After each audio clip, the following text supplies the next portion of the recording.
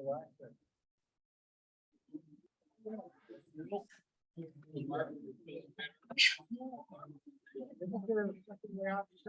that seemed like a lot of fun. What did? Almost knocking this over. If you don't mind, Marjorie, I'm gonna put your person under your chair so I don't run into it as I'm going by. It's okay. Which audio are we using? It's the Real Tech. You got it. Yep. It's working. You don't need to do anything. You're all good. Well, actually, we started recording before he's even up. Gary, we're ready.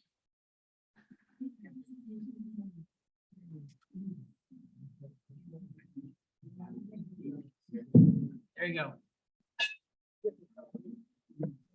Good afternoon, please rise. Thank you for coming and welcome to the Rotary Club of Pleasanton. The world's greatest Rotary Club. Say it again, Herb.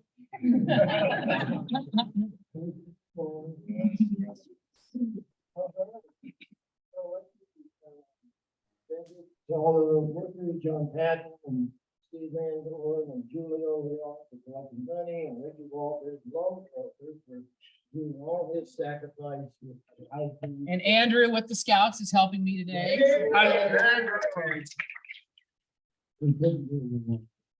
So, in Kathy, I'm over, yes, definitely. Back there. He's really getting us up to speed.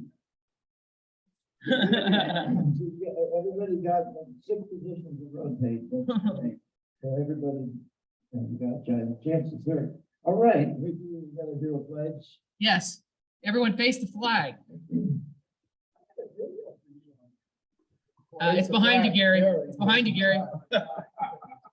I pledge allegiance to the flag of the United States of America and to the republic for which it stands, one nation, under God, indivisible, with liberty and justice for all. I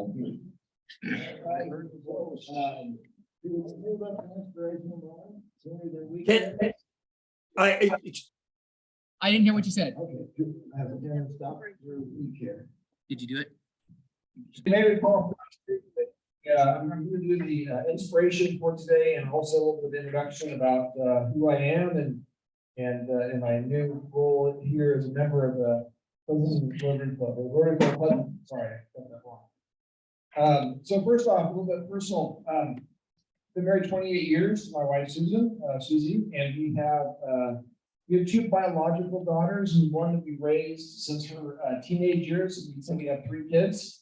Our oldest biological daughter has Grace has left us with 2 grandsons. So they are up in Seattle right now. My son-in-law is a combat medic at Fort Lewis McCord, and they're moving back down next month in late September. So we'll all be together here in the local area. So we're looking forward to that.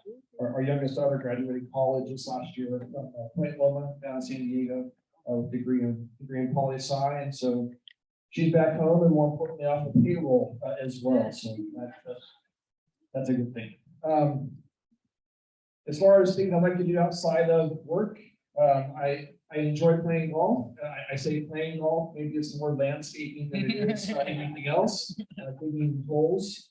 I have been a fan of NASCAR for the last, probably 20 years or so. Wow. When I was a graveyard copper working Sunday nights as my first night, I would fall asleep to watching NASCAR on TV. And that was an afternoon nap before I went into work that night. Puts me to sleep too. And it's stuck ever since. From an inspirational message or I have some quotes I'm going to weave into kind of some of my professional background. I've been in law enforcement for 27 years. I completed my 12th year as a police chief. Most of my time, as many as you know, down in Morgan Hill, where I had the privilege to serve as the chief there for 9 years. And during that time, I had the opportunity to serve as the president of the California Police Chiefs Association, which is a statewide association representing law enforcement or municipal police chiefs throughout California. Through that time, I learned, had reinforced what Einstein had said about success and value, and that is try not to become a person of success, rather become a person of value. Right? Even though we all have enjoyed different levels of professional success in our lives, when I look back, it's what value did that success have? What value has the opportunity to be a leader in the community added to the work that we do? And I have found that in the work of domestic violence. I'm passionate advocate for the investigation and finding justice for survivors of domestic violence. And so that's hopefully one of the areas of value I've added in my leadership throughout my professional career. When about trying to think when Dallas happened, when 5 officers were shot and killed in Dallas in the ambush. Eddie Garcia, the chief there, I know Eddie, consider him a friend from his time worked together in San Jose. And he was interviewed by the press about how do you prevent this from happening? And his response really echoed the thoughts of how do you prevent evil? How do you prevent evil? And Ronald Reagan summed it up, and he said, evil is powerless if the good are unafraid. Right? And so that's what we try to do in law enforcement, is that we try to limit the power of evil by being unafraid and unafraid in the work that we do. And I know that there have been some questions with different incidents that happened in our profession.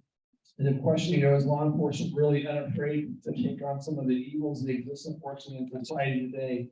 And I can tell you that is definitely the case here in Pleasanton. Our officers are challenged. We have the right equipment, we have the right training, we have the right mindset to take on the challenges that we see every day. And then finally, 25 years in law enforcement, Einstein said 2 things are infinite: the universe and human stupidity, and I'm not sure about the universe.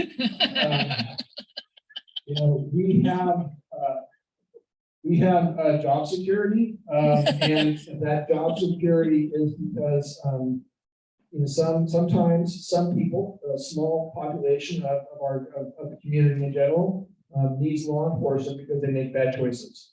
And I'm grateful that I can serve in a profession that helps people kind of recalibrate their compass when needed, and help them stay on the right track. And when we look at our profession over time, a lot's changed in 27 years. I'm sure the education profession, Dr. Hagman, and I'm back in the back of the room, I'm sure in all of our professions, a lot's changed in 27 years. But the core of what we do in law enforcement and education and others stays the same, right? We do this job to make a difference in someone's life. We do this job to help people out in their time of need. And I'm really proud to be a part of the profession and the leading group that does that. So that's just a little bit about who I am, and hopefully you found some inspiration and some levity in some of those quotes. Then the final quote from Einstein is: "The world's a dangerous place to live, not because of the people who are evil, but because of the people who don't do anything about it." And to me, that sums up Rotary as well, right? We're a group of people that are willing to do something that makes a difference in the community that we serve, and in the larger world, and even in the international community, whether it be wheelchairs or the WASH Project or others. So grateful to be here, honored to be a part of the club, and look forward to being more involved, maybe in the youth aspect as well as the community aspect. Those are things that are certainly right in our wheelhouse as public safety partners. So thank you all very much. You can start the video too then. Right. All right, so then we'll move on to visiting Rotarians. I can't. Do you have any introductions? Oh, God. Hey, The other guy we could hear great. He doesn't know. He mumbles. I'd like to. From the PNR or North Club of the city. Herb Ritter, are you in the category still? Are you retired? What's your category now? Electrical sales. There you go. Please welcome Herb Ritter.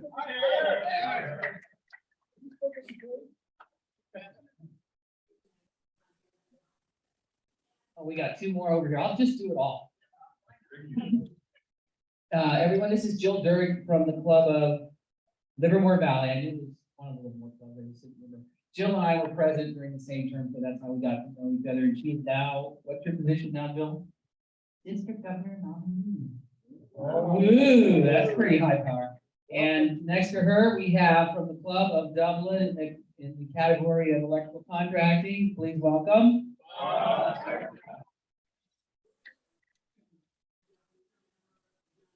Anybody else that's a visiting Rotarian I know? You have some guests, don't you?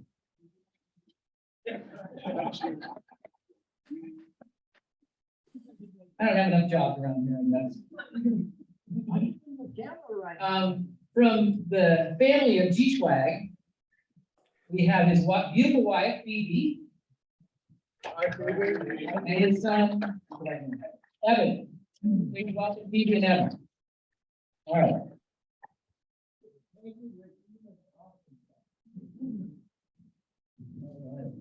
Welcome back. I didn't know he was. Well, I'm gonna call that a guy, returning them. This is, I think, his first meeting since we started. So we live like five minutes and do that. Just give you a chance to warm up. And then we have a couple, I thought they were ready. Introduce We have a forehead of some Rotarian there. Oh, there he is. Dick Stafford.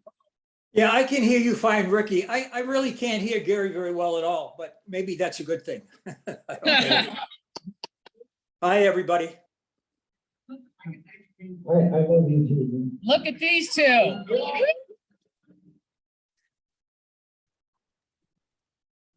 you guys hear that? Hi, guys. Hi. Hi, guys. I'd just like to say, I want to thank all of the Rotarians who have been so wonderful in sending get well cards and texts and prayers and thoughts for both Julie and I. This has been a rough go, but we're going to get through this. I just want to let you know how much I love you and how much I miss you, all of you, and the telephone calls too. Bob Shapiro calls me all the time. Good job, Bob. And I just want to say thank you so very much for all the help and all the support. And we will be thinking of you, as I hope you'll be thinking of us as we go through this together. We miss you both. Miss you both. Miss you too. Are you working on that Rotary song I gave you? All right. We can hardly wait to get back so we can give Gary some microphone lessons. Gary, don't mumble. Talk into the microphone. All right. So I think we're gonna.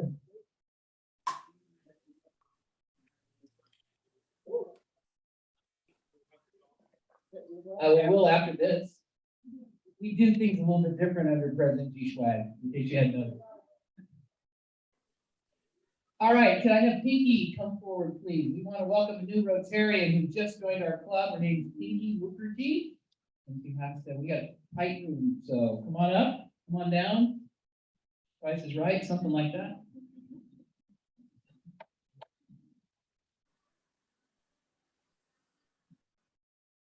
This is Pinky Mukherjee. She's sponsored by Rita Gupta, right? And she just joined our club. So I'm gonna hand her the mic and ask her a couple questions to share with the club about herself. So family background. Hello everyone, this is my first meeting and I'm really excited to be here today.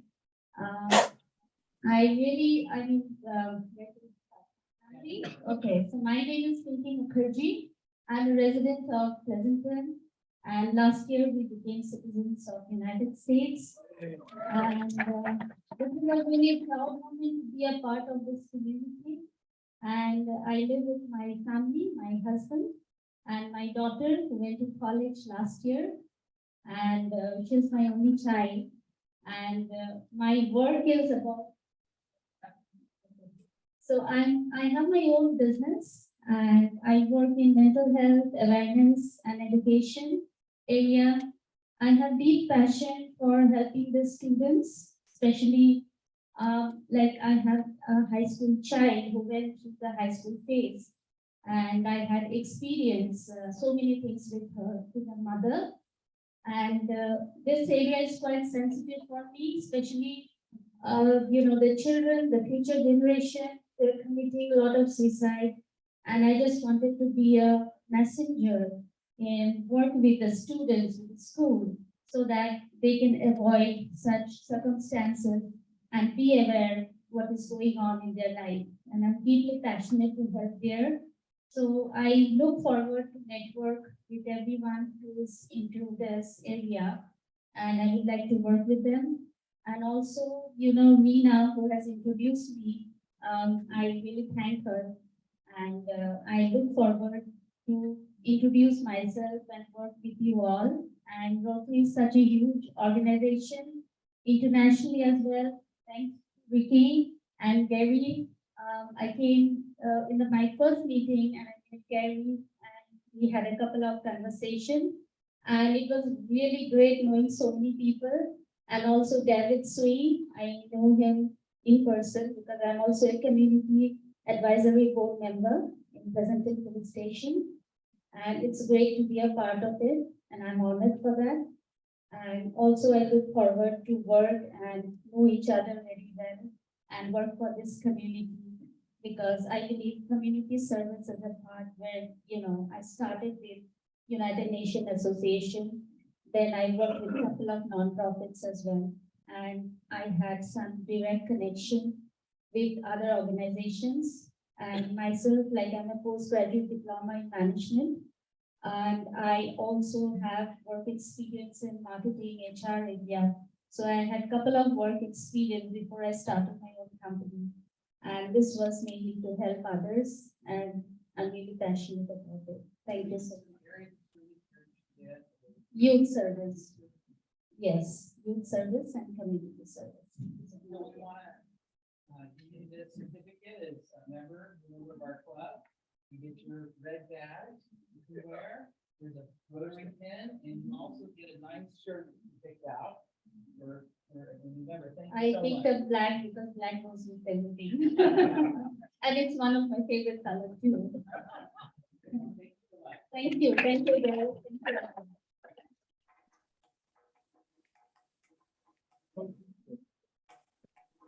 Covered the international part of our world. All right, so we gonna do a song? right Yep. Just do chair. Just do chair here, So, and then minimize that. And go to that one.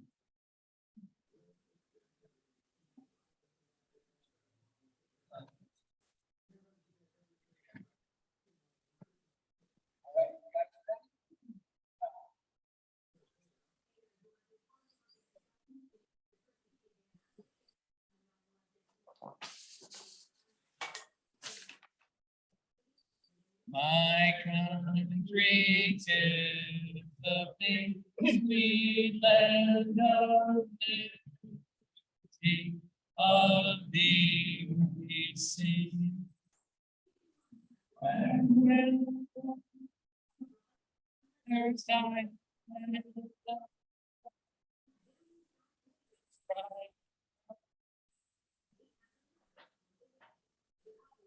the every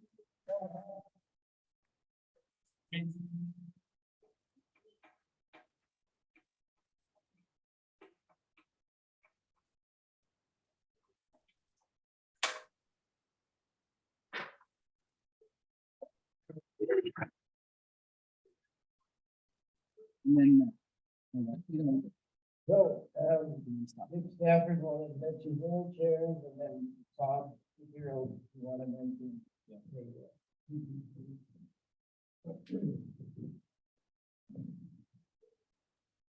Thank you, President Gary. I'd like to make everyone aware that in 2 weeks, we have Third Thursday coming up. And this time it's gonna be at the Pride Valley Bistro. They have a great room for us, great waiter, great bartender. So we'll have a great time. Please plan on joining us there. Thank you.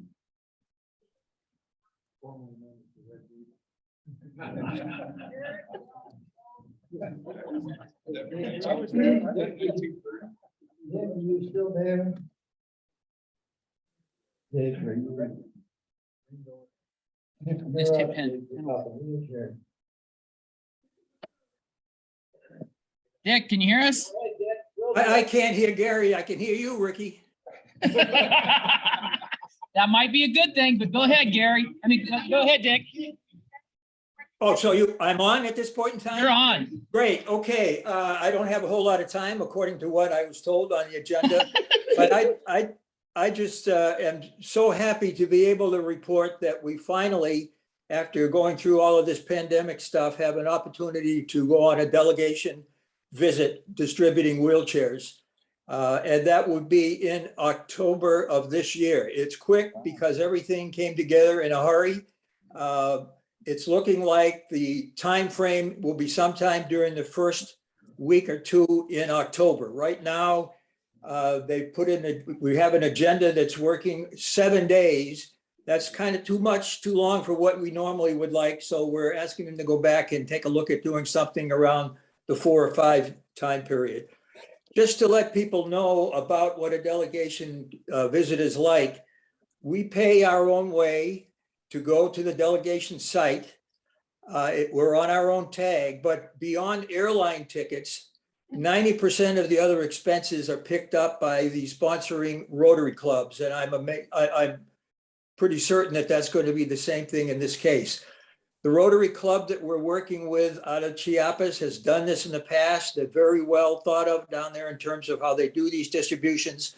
So it's really a tremendous time for people to be able to see what really happens when people who have never had the gift of mobility get a wheelchair and can begin to live their lives at a whole different level. And so I'm hopeful that we'll get some people that are interested in doing this. Please let me know if you have an interest. We're going to be holding some more informational meetings. We'll be getting information with respect to cost for airline tickets, to something about the Via Hermosa area where the distribution will be made. Just as a small piece of information, the location is about 2,600 miles from Pleasanton. So any of you that want to start kind of taking a drive down there, I'd get going right away if I were you. In any event, just to see the life-changing impact of giving people wheelchairs is something that you won't forget. Talk to the people in our club who have been. We have a number that have been there. A lot of us have been on several of these trips, a lot of these trips. Everyone on our committee has been on at least one. So talk to them, talk to us. As I said, we're going to have more informational meetings moving forward. But our objective on these distribution trips is really 3 or 4-fold. One, of course, is to get the people that need the chairs in the chairs. That's number one. Number two, it's really to make people in our club and others aware of the impact of this program so that they are enthusiastic and advocates for continuing this important project, which we've been about since 2003. And it's also to promote Rotary. We'll be able to build relationships with the Rotary clubs that are down there. In fact, on the agenda, tentative agenda that I've seen, the first night, we'll be staying with Rotarians. And so again, we're not incurring costs associated with hotels and those kinds of things. You'll be amazed at the way you get hosted on one of these trips. So it's life-changing. Talk to anyone on our committee, Bill Wheeler, Larry Yanis, John Patton, Grace Nash, Bill Burke. Other than John, I'm not sure John's been on a trip. The rest of us have gone on at least one and know the impact. So this is our first opportunity to do an international trip like this.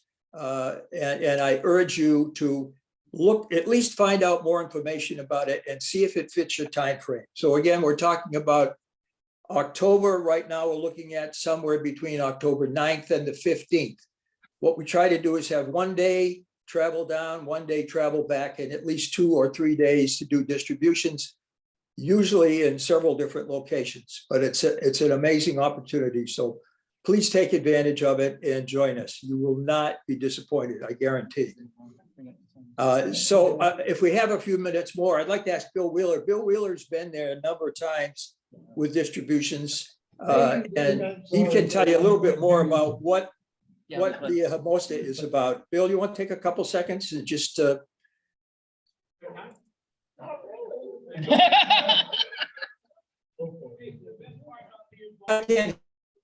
I'm overstepping in terms of time. I apologize.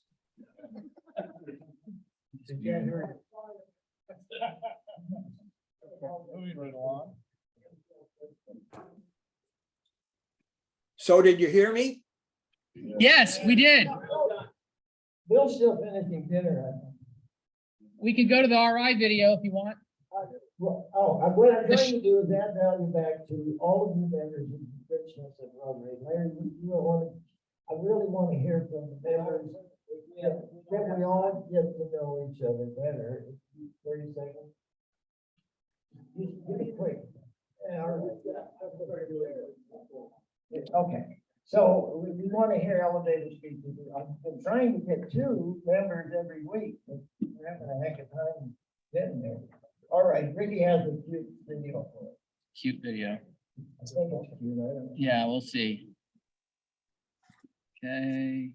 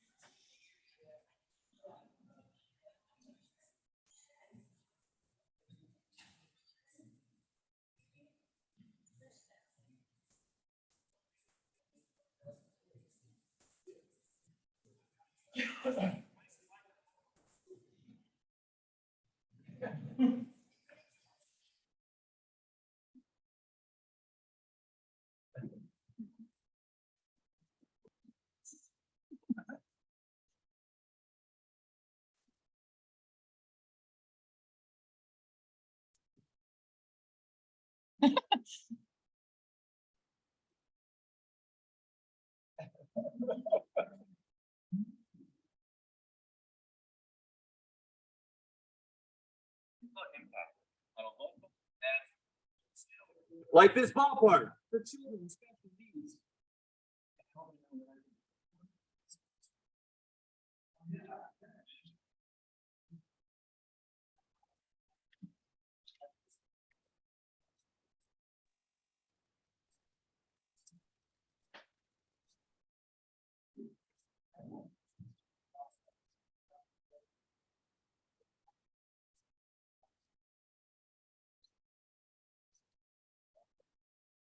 That's it.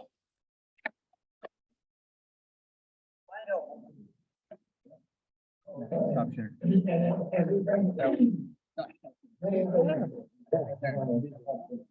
So, Now you got I think for our training, coming up, March 10th, we're gonna try to do the Google Drive, to consolidate and get more familiarity amongst vendors to be able to use Google Drive and documents. So get a hold of us for the time if you want to join that training meeting. So, with Mark Tannis is conducting that IT. So we have our own superintendent and president of the illustrious, beautiful schools. Thank you, sir. So I'm really excited that, being a superintendent in the district, you get blamed, you get credit for a whole lot of things that go on that are often very positive. But I have to admit that there's one decision that I have made in the past 5 years that continues to pay off better than any other decision I've made since arriving in Pleasanton. And that was the hiring of Ahmed Sheikh Islami as my assistant superintendent. I'm not kidding about that. He and his team have done incredible work to take the vision that the community adopted prior to my coming in 2016, when they passed Measure I-1, and actually bringing it to fruition. And so I wanted Ahmad to come and share a little bit about the progress that he and his team have made as a thank you to the community for their investment in our school. So here you go.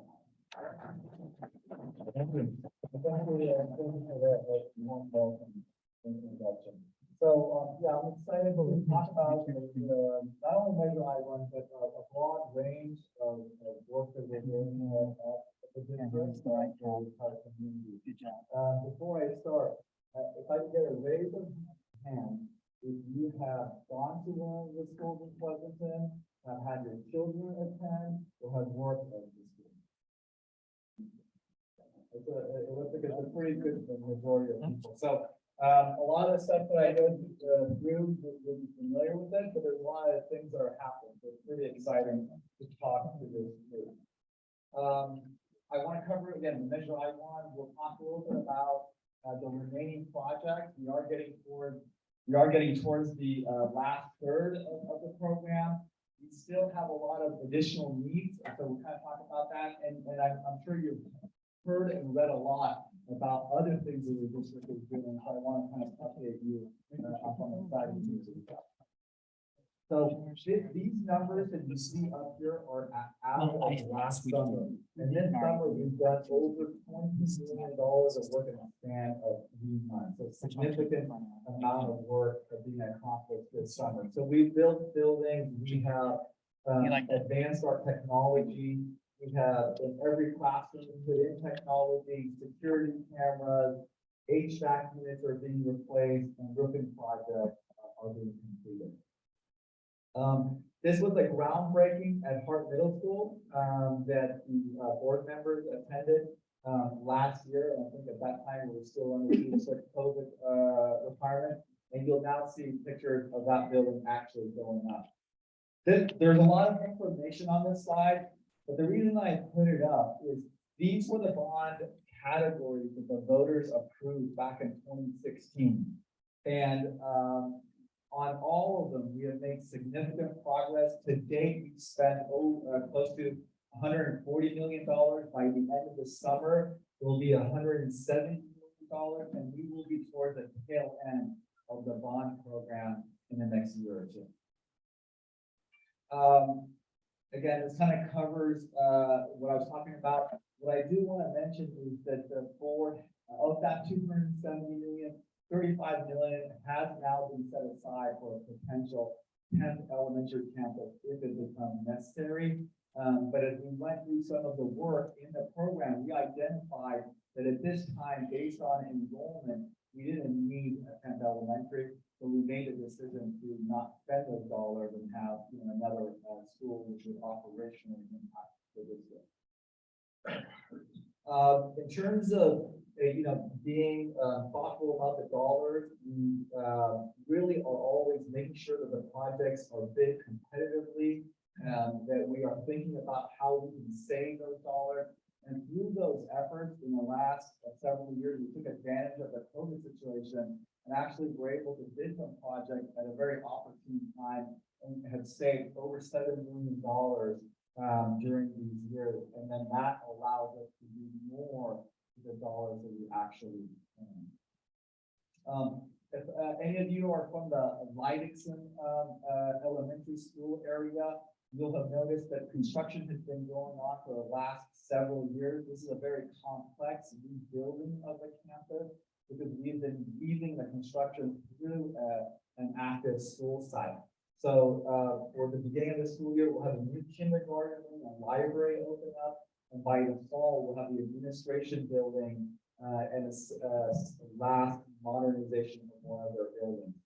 And so this kind of shows you a little flyover during the spring of the new field, the new play area. You also see the 2 new buildings that have been opened up.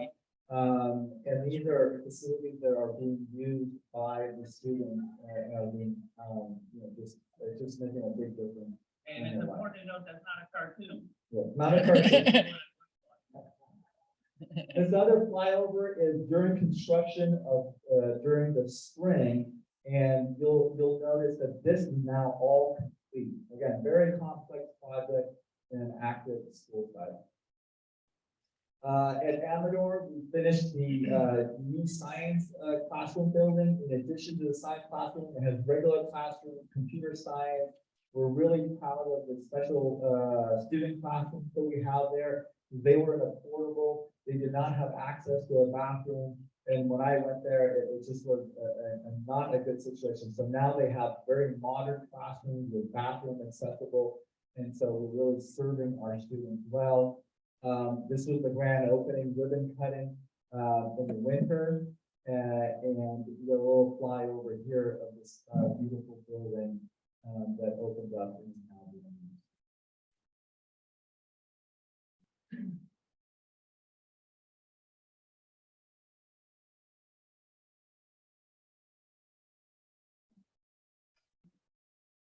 This is the interior shot. This is probably one of the best views. We got the view of the softball field and baseball field for that corner lot teacher. Foothill High School also received an engineering and science classroom. And so a lot of the students were in classroom portables. And so now they'll be able to be in a very modern and up-to-date. That was a groundbreaking there in the winter. We also redid the parking lot and drop-off pickup to allow for the students to exit on the correct side of the car. We had a little unusual situation over there, but it also allowed for more cars to queue up and have hopefully less impact on Foothill traffic that we're trying to get through at that time. It's another shot. What you see is we also repainted that campus. One of the things that we've done is, since my arrival, we have been painting 2 to 3 campuses every year to ensure that we're maintaining our facility and they don't, there's no dry rot and that type of thing. So the new buildings are to the bottom right there. I'm not sure if I get this laser right.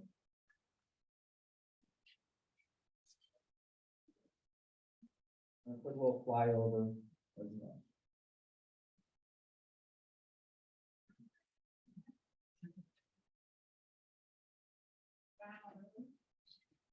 As part of this project, we had one of our teachers in the district apply for a CTE grant, and that's a career technical grant pathway. And we will be receiving a $3 million grant from the state to be able to build another classroom within that same complex that will be dedicated to our career technical program, which is really high achievement at that state. These are interior shots. Again, you can see they're open, they're airy, they have power above for a variety of projects that can occur in the technology in those classrooms. Moving on to the heart, the science building, we talked about that was opening groundbreaking. And so we've already completed the parking lot and now we're on to the building. This was probably a month and a half ago that they were building the foundation. When you drive by now, it's gone vertical and quickly they'll be moving into the interior walls and sheetrock and exterior sheeting. They're again moving really rapidly through that campus as well. This was the parking lot we completed a year ago, and during the COVID, and what you can see to the right over there is actually our COVID testing site, and so we were able to utilize that right away to help the students and community with COVID testing. Again, we talked about the HVAC building. These aren't really glamorous projects, but they are critical to making sure the buildings stay safe, stay comfortable, and no further damage happens from water leaks. And so that last summer, we completed Alice House School, roofing. This is a beautiful shot of Harvest Park Middle School. And you can see all that single ply, beautiful white roofing, which is also a cool roof and will reduce our energy costs over time as well. This is Fairlands Elementary School. This was probably a month ago. Very complex project. It had the roof was a composite shingle. We moved it to a lifetime metal roof, but with metal roof, the installation is a little bit more complex, but that also is coming to a completion, and they're all getting new HVAC units for their classrooms there. This is a shot of Vintage Hill during this summer. Again, you can see how massive and large these different projects are. Talking about security, we have installed camera security system at both high schools, and through that system, we've reduced vandalism and student, mischievous student activities that occur. So if your son or grandson or granddaughter or grandchild thinks about going to, getting to the Amador pool, the football pool, I would not recommend them do that. We'll be installing, they've installed in the middle schools, we'll also be installing that at the elementary. All our campuses have security perimeter fencing, and we're also upgrading our alarm system with the latest technology, piloting that at partner schools and rolling out the other. The technology was a critical backbone, and that really helped us get through the COVID pandemic, because when all the other school districts and schools were scrambling to get their students Chromebooks and devices, we had already gone one-to-one. And so that transition worked out well for us. We have updated the backbone, all the wiring, the fiber, the cables, the internet, and everything has been upgraded, and the classrooms really have modern day technology necessary to use that. That's our board member, and at that time our principal of Amador, Josh Perry, was looking at the technology right there. Again, this is really state of the art. Before we had a hodgepodge of PTA funded, some schools had some technology, other schools didn't. Now we have a uniform and equity-based system. Another critical component is a fire alarm system. We have a very outdated fire alarm system where you cannot even find a replacement component. And so through this program, all of the schools will have the latest technology with voice activation. So it's not just that, driving that is actually someone talking to you and telling you to evacuate, and telling you this is an emergency, that is a test or if it's an actual. So that is being rolled out, and by next summer, we're not forgetting some of the smaller projects. We got special day classroom models in some of the locations. Again, a real focus to ensuring that all students are being met. And we talked about this, and this is really critical to this bond program. We have oversight on citizens committee, and I would invite all of you who would love to donate your time to consider that. We have some really great folks on there. Arnie Olson, former city council member, our current chair of that committee. Every year we go through independent audit and performance audits, and all of those have been clear. We have had no findings in that. So I'm really proud of that transparency and those audits. We also do a lot more. I mean, I think one of the things is that it's not just we're committed to rebuilding a building. We want to make sure that we maintain our facility. And so we set aside every year $30 from our general fund to make sure our schools are kept up. So we've been doing field improvement. We've been painting the schools, a lot of tree trimming, a lot of work that's been happening, and we'll continue doing that as we move forward. And so this year we painted more elementary school. These are the fields at Amador, and we repainted school last summer. We also do some other neat projects outside. This was at our Harvest Park Lighthouse program, which is integrated both we have our regular students and our special needs students. This is an all-inclusive playground. This was also through a grant that we received from the state, about a $500,000 grant that we were able to receive from the state. Beautiful place for students there to play in an all-inclusive playground. We also try to get community support. So this was a group that some of you might be part of, the We Are Pleasanton.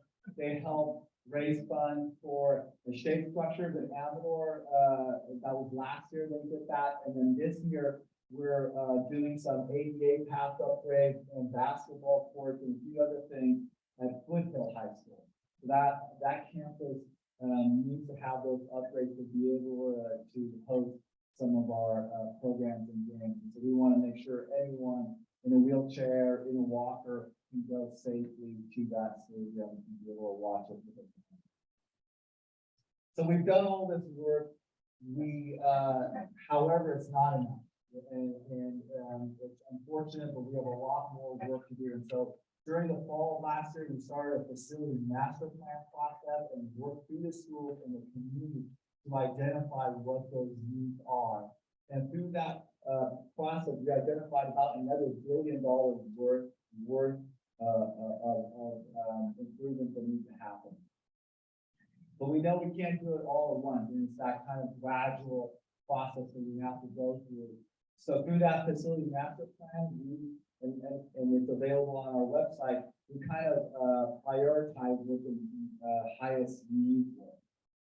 The board did a 2-tier system as to what we felt we could potentially do with another bond measure. And so we identified what you see on that tier 1 is about close to $300 million worth of work that we can do. In terms of the sizing of what the bond needs to be, we need to size it a little bit greater because of cost escalation, contingencies, and other factors. And so in that tier, we're doing transitional kindergarten. We have projects to improve our physical education programs and classrooms at the high schools and middle schools. And then the theater, we don't have a high school with a theater. We have one theater that is non-ADA compliant and some structural issues at Amador, so we haven't been able to use it. So we have a critical projects on this list that need to get done. And the board considered this very carefully, and at the July 28th board meeting has placing a bond measure for the November 8th. And we sized it at $395 million. And that basically translates to about $49 per $100,000 of assessed valuation. And that's a really critical component, is that it's assessed valuation and not market value. So if you buy your home 20, 30, 40 years ago, it may be worth 200, 300,000 in terms of the assessed valuation. It may be on the market 1.4, 1.5 million. But that is a critical component as we look at that. So that's going to be on the bond measure in November. Just a couple of points to show you that this is the assessed valuation growth of this community over the last several decades. And you can see that we've really grown, and we've averaged, probably around 6% on an annual basis, depending on what years you look at, 5%, 4%, 6%. But it's a very strong assessed valuation this community has. But when you look at how much we really invested in our schools through a local bond measure, this is where we rank among the school districts in Alameda County. And so currently on your, when you look at your taxes for your home, it's about $42.50. And that is the lowest in the Alameda County. And we looked at Santa Clara, and we also looked at San Mateo and I believe Berlin. And amongst that, we're still part of that lower group. And so it's a reflection of how much you invest in your community, in your schools, is a reflection of the bond. So we have ways to go there to get those facilities up to par. A few other pieces of information. We have been looking at our district office and really looking at maximizing our asset in order to not, where we can, we want to use our existing assets to do the work that we need to do. And so at this district office, we have the field, which is currently, we have a joint use with the city and police to them. But the rest of the property houses Village High School, adult transition, we have the virtual academy there, and all of the district functions. And so we've been looking at what can we do differently to better serve our needs. And through that, we've identified a property and in the process of purchasing a property that will move majority of the function. And then we also want to reimagine our education option center, which includes the village. And so in part of that bond measure include rebuilding that campus to meet the needs of our students. And so those are some of the students that have the greatest needs, but they are in the oldest campus that has not been touched since the 1950s. Since it was pretty much built and used as a middle school, used I believe as a K-8 school, but then different functions have been there, but it really needs to be upgraded, and so that's part of our plan. This is the building we have purchased in the Hacienda Business Park. It's a unique property. It's about 113,000 square foot on 6.5 acres across Hart Middle School. What's really neat about it, about 39,000 square foot is rented to a tenant, which will bring the district about an annual revenue of $1 million. And so through the opportunity we had with a lot of office spaces being empty, we were able to pick this property up. And our goal is once we leave the district office and surplus and sell a portion of it, that we would then pay off the rest of the loan that we paid over, the certificate of participation type of thing. And so this is will probably be moving in 6 to 8 months. If you ask my the director of this facility and construction, it might go 9 months, but that's our goal to move in there shortly. So be happy to answer questions. How did I do on time? Okay, good. You used to get state matching funds whenever you upgraded the school. What has happened with the state fund?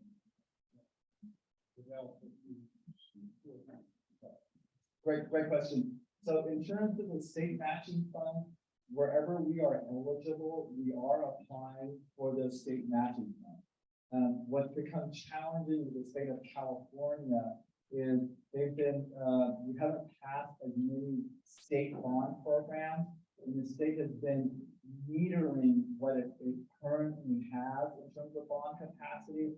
So the dollars kind of flow out a little slower. So for example, we may apply for it today, we may not see the money for 4 or 5 years. So on this, wherever we are eligible, we will match.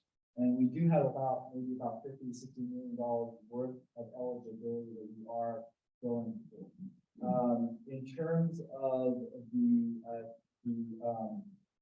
developer fee, we do have developer fees on a smaller project, like a house remodel or expansion or a small, those dollars are not huge, but they do add up. When we do have a larger developer that comes with a larger project, we will sit down in addition to the statutory developer fees where everyone's required to pay. We will negotiate other benefits and other add-ons to that, but those typically are the larger developers. All right, I think I'm done. So,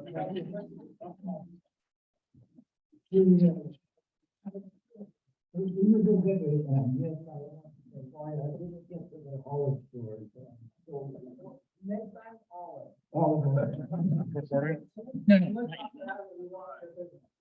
No. As soon as he hit gone, as soon as he got off the ball.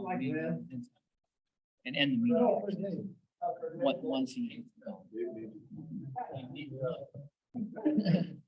All right, a lot of you may or may not know that we support and sponsor a Cub Scout tag and Scout troop. So if there's a fundraiser coming up that you can help support, there's flyers on the table for that. And then we have our opportunity drawing, Julio. Right here. We have a whopping $168. Well, it's assuming they don't get it today. All right, 682, 651, 682. 682. Try to get you out of your own. Somebody help me out, Bill Burke. Bill, you got it? Grandpa here. No, he's not. Bill Burke. Well, if you find it, the end of round two. And the next number, while you're looking for that, 671, 651, 671. Yeah, 671. We need the third number to choose from. Nobody wants to win? 662. Anybody got 662? Yeah, but Well, nobody showed said up they yet. got today. You got it. Are we drawing? We must be drawing from the unsold ticket. 674. Anybody 674? How about the way you put it, let's roll. Kathy.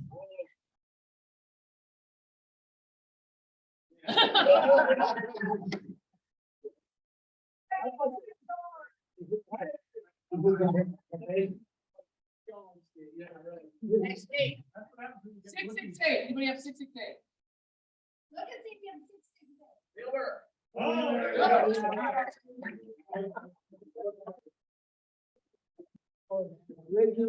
Ricky, another number just in case.